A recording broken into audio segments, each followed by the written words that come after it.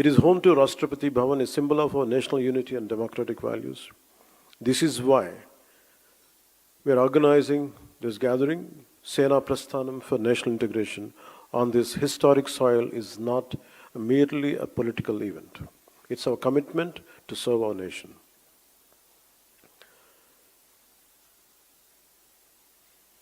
Before I switch to Telugu, I would like to congratulate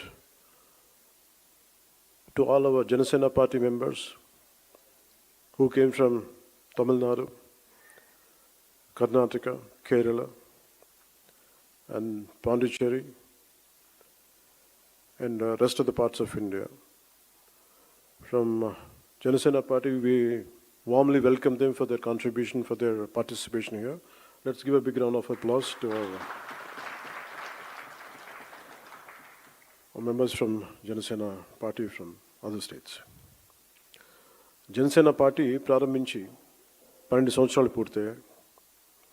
2000 మార్చి 14న మన తెలంగాణలోని హైదరాబాద్లో ఈ పార్టీని స్థాపించాం.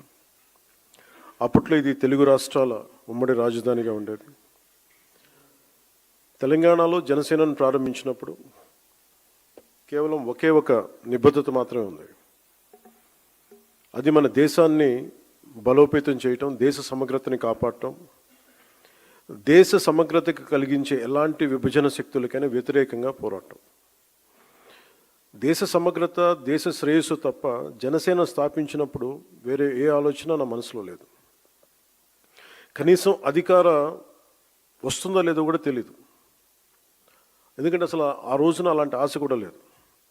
2014 సాధారణ ఎన్నికలకు కేవలం 2 నెలల ముందు మాత్రమే మనం ఈ పార్టీని స్థాపించాం.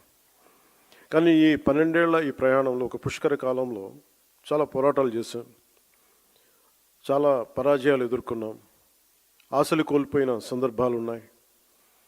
అయినప్పటికీ మన అందరం నమ్మే ఒక బలమైన సిద్ధాంతానికి కట్టుబడి మారుతున్న సామాజిక రాజకీయ పరిస్థితులకు అనుగుణంగా మన 7 ప్రాథమిక సూత్రాలను బలంగా పట్టుకుని నిలబడ్డాం.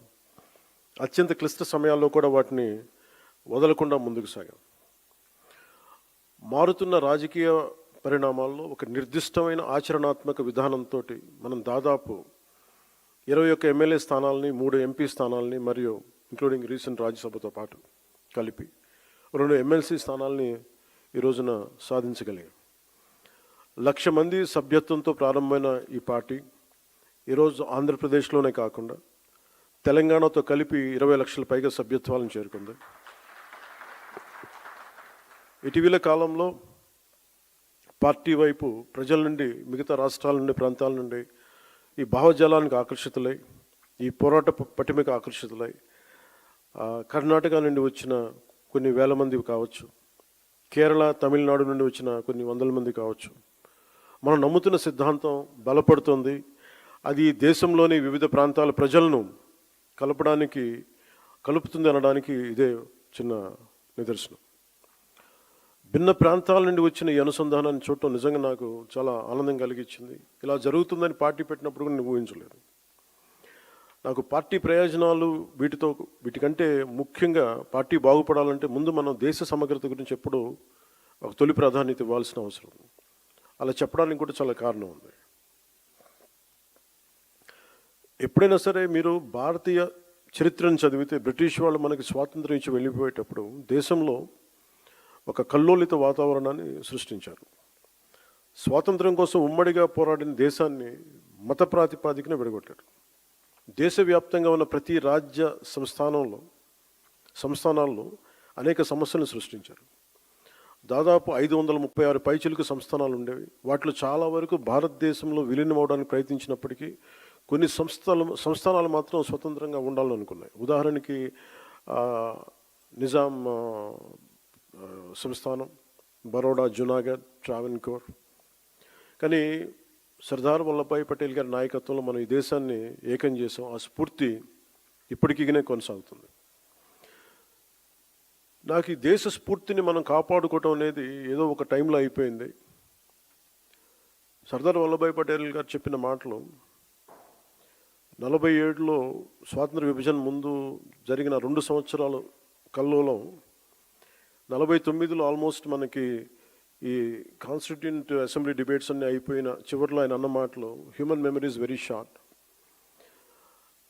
మన 2 సంవత్సరాల క్రితం జరిగిన ఈ విభజన కూడా మర్చిపోయాం.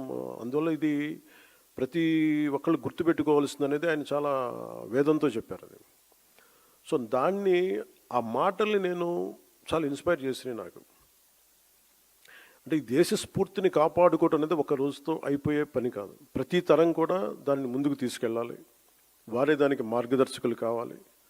సమకాలీన రాజకీయాల్లో ఎవరైతే అధికారం కోసం ఆశపడి ఈ సూత్రాన్ని విస్మరిస్తారో వారు తమ స్వల్పకాలిక రాజకీయ ప్రయోజనాల కోసం ప్రజల మధ్య, ప్రాంతాల మధ్య విభజనను సృష్టించి దేశ సమగ్రతని ప్రమాదంలో పడేస్తున్నారు.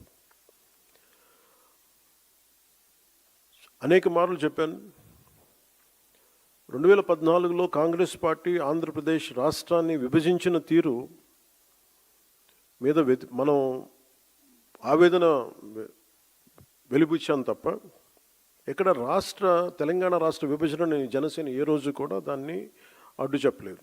ఇది 2009 నుంచి నేను రిపీటెడ్గా చెప్తున్నా, this is my commitment and also Janasena's commitment for betterment of Telangana, for the statehood of Telangana. కాకపోతే కాంగ్రెస్ పార్టీ విభజించిన తీరు మటుకు ఒక అసంతృప్తిని, ఒక అశాంతిని సృష్టించింది. ఈ రోజుకి ఆ వారసత్వపు సమస్యలు ఇలాగే ఉన్నాయి. ఆస్తుల పంపకాలు కావచ్చు, అంటే ఇవన్నీ కాంగ్రెస్ పార్టీ ఆ రోజు చేసిన విభజించిన విధానం కానీ, వాళ్ళ డివిజివ్నెస్ అప్రోచ్ కానీ ఈ రోజుకి ఆ ధోరణి మారలేదు.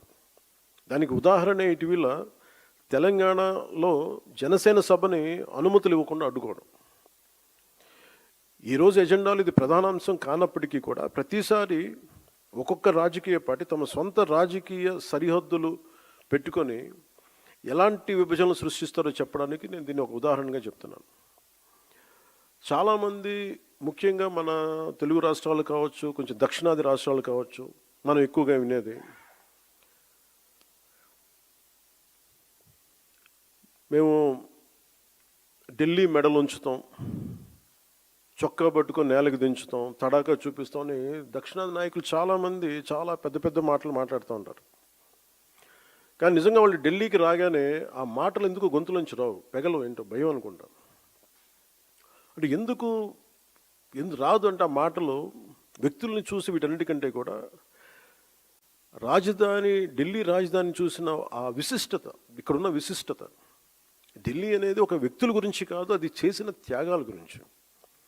140 కోట్ల మంది ప్రజలను సురక్షితంగా ఉంచడానికి, పరిపాలించడానికి నిరంతరం పోరాడుతున్న ఎన్నో నిబద్ధత కలిగిన సంస్థలు, అది న్యాయ వ్యవస్థలు కావచ్చు, రాజకీయ వ్యవస్థలు కావచ్చు, అడ్మినిస్ట్రేటివ్ వ్యవస్థలు కావచ్చు, డిఫెన్స్ వ్యవస్థలు కావచ్చు, ఇవన్నీ దగ్గరుండి చూసినప్పుడు మనకు అలాంటి మాటలు పెగలవు. తమ ప్రాంతాల్లో, మన రాష్ట్రాల్లో ఉండి పెద్ద పెద్ద మాట్లాడే నాయకులందరూ కూడా ఇక్కడికి వచ్చినప్పుడు ఢిల్లీ తాలూకు ఈ గాఢతను చూసిన తర్వాత ఈ దేశం యొక్క సమగ్రతని అర్థం చేసుకుంటారు. మీరు ఇండియా గేట్కి వెళ్తే ఈ దేశాన్ని ఏకతాటిపై ఉంచడానికి సైనికులు చేసిన త్యాగాలు మనకు అర్థమవుతాయి. ఒక సెంట్రల్ హాల్కి వెళ్తే 370కి పైగా న్యాయ నిపుణులు, అంబేద్కర్ గారు రాజ్యాంగ సారథిగా, చాలామంది ప్రముఖులు, నాయకులు కలిసి 2 సంవత్సరాల 11 నెలల 17 రోజుల పాటు రాజ్యాంగ చర్చలను ఎలా జరిపారో మనకి అర్థమవుతుంది. విభజన సమయంలో దాదాపు 2 కోట్ల మంది ప్రజలు